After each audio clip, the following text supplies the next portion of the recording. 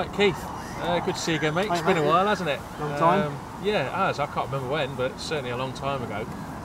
Now, just first of all, you do most of your fishing abroad now, don't you? You fish in France a lot? Yeah, I do 5 or 6 trips abroad now. Okay. English has sort of taken a better step the last 2 years. I had a 49 out of catch, and really, the time I spend there in France, I can't give my time where I want it to. Of course. More and more people that I talk to are doing that now. Yeah. So, obviously, with that in mind, you use specific rigs, but I know you're quite keen to stress that your rigs also work in the UK, even though you do most of the fishing out there. Now, this rig that you've got today, now this isn't France. Obviously, we're at Stannick Lakes, Day Ticket Lake Fishery in Northamptonshire. Right, nice, typical sort of day ticket venue. But you're still using this rig, and I still use it. Yeah. There's a real notable change to your rig compared to a lot of people, isn't there? What's that? Right. The difference is you've got really, really long hair. I use a long liner, and basically I can turn this rig into a pop-up or a bottom braid. The difference is here is having a real soft hair braid. Right. It's got to be really soft to make it work. And the other thing I do, I don't top the bait at all. Right. Okay. So it really acts as a natural bottom bait. Yeah. Okay. And when you say a long hair, just so that people can get their head around this, that is. It's a couple of inches? A couple of inches. And that's a really long I do 2 inches in England, and probably goes up to 3 inches in France. Right. Because it's bigger fish. And what's the thinking behind it? What's the mechanics? Well, what I'm thinking is you've got a lot of bait going out there, and this year I've been using a heck of a lot of bait. My mind is you want to get that bait at the back of the throat. Right. If it's going to the back, it's a long way to go back out when it rejects it. Yeah. So you got to think if that's taking that hit, that's at the back of the throat. The hook's got to come back, follow it. Sure. So what I find is now this is getting a lot of deep hooked fish, not, but it's hitting well in, and I've been using this for probably two to 3 years now, and it's the only rig I'm using.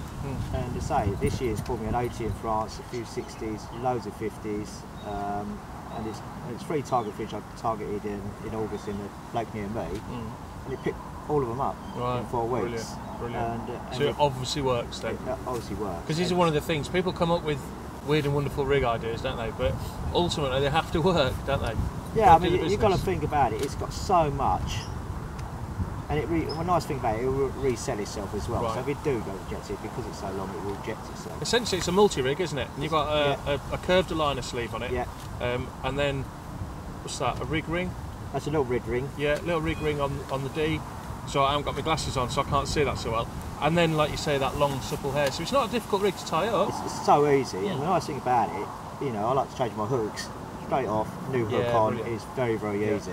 And you've got the same length rig. You're catching on it. Yeah. You don't need to change it. Awesome, mate. And the other, fine anglers will find difficulties threading the multi-rig through. But I use a really fine hair. I just put it through, and it just pulls through every time. Got you. So it's so simple.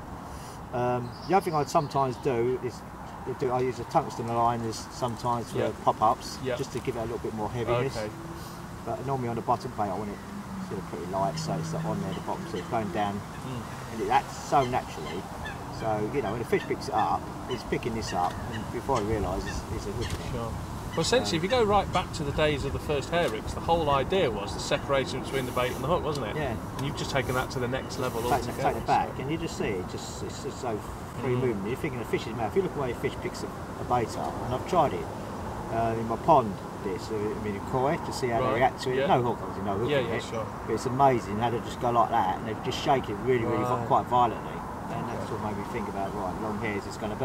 Yeah. And everyone fished short hairs. You've never seen anyone with long hairs. Well, that's it. Just for no other reason. It's different to what everyone else on the pond's doing, isn't it? So. And it catches a lot of big fish. It's caught a lot of big fish for me. Just in September I went to a lake in Essex and I picked up 5 fish straight away where everyone was struggling.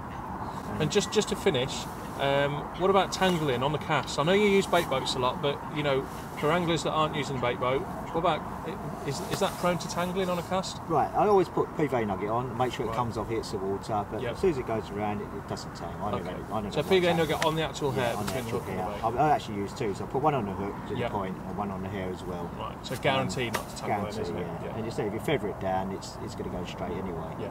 So brilliant. That's the key thing. But I think the other thing is you don't put a top on it. Right. It's got to be a just top. An out So it's just total freely, because then it really acts as excellent. Well, thanks for sharing that with us, mate. Yeah, really interested. Nice one. Right, Top cheers. man. Cheers, Keith.